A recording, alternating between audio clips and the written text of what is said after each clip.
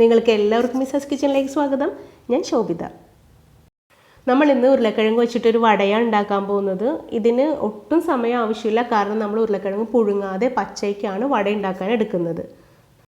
ഈ വടയ്ക്ക് അത്യാവശ്യം നല്ല ടേസ്റ്റാണ്. അപ്പോൾ അത് ഉണ്ടാക്കാനായിട്ട് ഞാനിവിടെ 2 അത്യാവശ്യം വലിയ ഉരുളക്കിഴങ്ങ് എടുത്തിട്ടുണ്ട്. ഇതിൻ്റെ തോലൊക്കെ കളഞ്ഞ് കഴുകി വൃത്തിയാക്കി വെച്ചിരിക്കണം കേട്ടോ. അപ്പോൾ ആദ്യം നമുക്കിതൊന്ന് ഗ്രേറ്റ് ചെയ്തെടുക്കണം.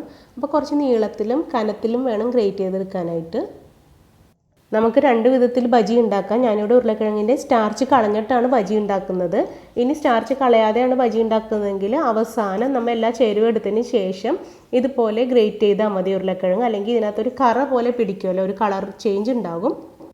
അപ്പോൾ 2 ഉരുളക്കിഴങ്ങ് ഇതുപോലെ ചെയ്തെടുത്തിട്ടുണ്ട്. ഇത് ഞാൻ ഈ ഒരു ഭാഗം വെച്ചിട്ടാണ് ചെയ്തത്. അപ്പം നമുക്ക് കുറച്ച് തിക്കായിട്ട് കിട്ടുള്ളൂ, കുറച്ച് ഫ്രഞ്ച് ഫ്രൈസിൻ്റെയൊക്കെ ടേസ്റ്റ് ഉണ്ടാവുള്ളൂ. ഇനി ഇതിനകത്തേക്ക് ഒരു 1/2 ടീസ്പൂൺ ഉപ്പിട്ട് കൊടുക്കാം. എന്നിട്ട് ഇതൊന്ന് തിരുമ്മി എടുത്ത് നമുക്ക് ഒരു 10 മിനിറ്റ് എടുത്ത് വയ്ക്കാം. ഇത് ഉപ്പിട്ട് ഇങ്ങനെ തിരുമ്മി വെക്കുമ്പോൾ അധികം നമുക്ക് കറ പിടിക്കില്ല. പിന്നെ അതുമല്ല, ഉരുളക്കിഴങ്ങിൽ നല്ല ഉപ്പ് നന്നായിട്ട് പിടിക്കുകയും ചെയ്യും. പിന്നെ ഇതിൻ്റെ സ്റ്റാർച്ച് നമുക്ക് കളയാനും എളുപ്പമായിരിക്കും. ഈ സമയത്ത് നമുക്ക് ബാക്കിയുള്ള ചേരുവകളെല്ലാം റെഡിയാക്കാം. അപ്പം ഞാനിവിടെ ഒരു 4 ചെറിയ കഷ്ണം എല്ലില്ലാത്ത ചിക്കൻ എടുത്തിട്ടുണ്ട്. ഇതൊട്ടും നിർബന്ധമില്ല കേട്ടോ, ഇത് തികച്ചും ഓപ്ഷണലാണ്. ചിക്കൻ ചേർത്തപ്പോൾ വടയ്ക്ക് നല്ല അടിപൊളി ടേസ്റ്റായിരുന്നു. അപ്പം ഞാനിതൊന്ന് നീളത്തിലാണ് കട്ട് ചെയ്തെടുക്കുന്നത്. നമുക്ക് എങ്ങനെ വേണമെങ്കിലും കട്ട് ചെയ്തെടുക്കാം. ഇനി ചിക്കൻ ഒട്ടും ഇല്ലയെന്നുണ്ടെങ്കിൽ 2 കഷ്ണം 2 പീസ് ഉള്ളൂന്നുണ്ടെങ്കിൽ നമുക്ക് മിക്സിയുടെ ചെറിയ ജാറിലിട്ടൊന്ന് പേസ്റ്റാക്കി എടുത്തിട്ട് അത് ചേർത്താലും മതി. ഒരു മീഡിയം സൈസ് സവാളയും കൂടി നീളത്തിൽ അരിഞ്ഞെടുത്തിട്ടുണ്ട്. അത് രണ്ടും നമുക്കൊരു ബൗളിലേക്ക് ഇട്ട് കൊടുക്കാം. ഇനി ഇതിനകത്തേക്ക് 1/2 ടീസ്പൂൺ ഇഞ്ചി വെളുത്തുള്ളി പേസ്റ്റ് ചേർത്ത് കൊടുക്കാം. 1 ടീസ്പൂൺ മുളക് പൊടി ചേർത്ത് കൊടുക്കാം. കുറച്ച് കറിവേപ്പിലയും കൂടി ചേർത്ത് കൊടുക്കാം. ഇനി നമ്മൾ ഉപ്പിട്ട് തിരുമ്മി വെച്ച ഉരുളക്കിഴങ്ങിൻ്റെ നീരെല്ലാം പിഴിഞ്ഞ് കളഞ്ഞിട്ട് അത് നമുക്കൊരു ബൗളിലേക്ക് ഇട്ട് കൊടുക്കാം. ഇതുപോലെ ഉപ്പിട്ട് തിരുമ്മി വെച്ച കാരണം നമുക്ക് ഒരുപാട് കറയൊന്നും ഈ ഉരുളക്കിഴങ്ങിൽ പിടിക്കാതെ കിട്ടി. പിന്നെ നമുക്ക് എളുപ്പത്തിൽ ഇതിൻ്റെ ഷേപ്പ് ചെയ്യാൻ കുറച്ചും കൂടെ എളുപ്പത്തിൽ പറ്റും. ഇതുപോലെ സ്റ്റാർച്ച് കളയുമ്പോൾ നമുക്ക് റൗണ്ട് ഷേപ്പിലോ ഓവൽ ഷേപ്പിലോ വട ഉണ്ടാക്കാനായിട്ട് സാധിക്കും.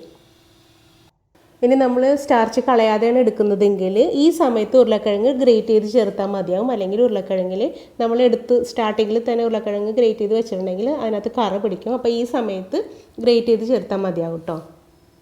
ഇനി ഇതിനകത്തേക്ക് പൊടികൾ ചേർക്കുന്നതിന് മുമ്പ് തന്നെ നന്നായിട്ട് മിക്സ് ചെയ്തെടുക്കാം. ഇഞ്ചി വെളുത്തുള്ളി പേസ്റ്റും പിന്നെ ഉപ്പൊക്കെ എല്ലായിടത്തും നന്നായിട്ട് പിടിക്കട്ടെ. നന്നായിട്ട് മിക്സ് ചെയ്തതിന് ശേഷം നമുക്ക് ഇതിനകത്തേക്ക് 4 ടേബിൾ സ്പൂൺ മൈദ ചേർത്ത് കൊടുക്കാം. ബജിയൊക്കെ ഫ്രൈ ചെയ്യുന്നത് പോലെ ഒരുപാട് മാവിൽ മുക്കിയൊന്നുമല്ല നമ്മൾ ഫ്രൈ ചെയ്യുന്നത്. കുറച്ച് മാവ് മാത്രം ചേർത്താൽ മതി. അപ്പം 4 ടേബിൾ സ്പൂൺ മൈദ ഇതിനകത്ത് ധാരാളമാണ്. ഇനി ഇതിനകത്തേക്ക് 2 ടേബിൾ സ്പൂൺ കോൺഫ്ലോറും കൂടി ചേർത്ത് കൊടുക്കാം. മാവെല്ലാം ഉരുളക്കിഴങ്ങിൽ നന്നായിട്ട് സ്റ്റിക്കി ആയിട്ടിരിക്കാനും പിന്നെ നമ്മളുടെ വട നന്നായിട്ട് ക്രിസ്പി ആകാനും വേണ്ടിയാണ് നമ്മൾ കോൺഫ്ലോർ ചേർത്ത് കൊടുത്തത്. പിന്നെ നമ്മൾ ഉരുളക്കിഴങ്ങ് പിഴിഞ്ഞ് കളഞ്ഞപ്പോൾ അതിൻ്റെ ഉപ്പ് കുറച്ച് പോയിട്ടുണ്ടാകും. അപ്പോൾ അല്പം കൂടി ഉപ്പ് ചേർത്ത് കൊടുത്തിട്ട് ഈ പൊടികൾ നന്നായിട്ടൊന്ന് മിക്സ് ചെയ്തെടുക്കാം.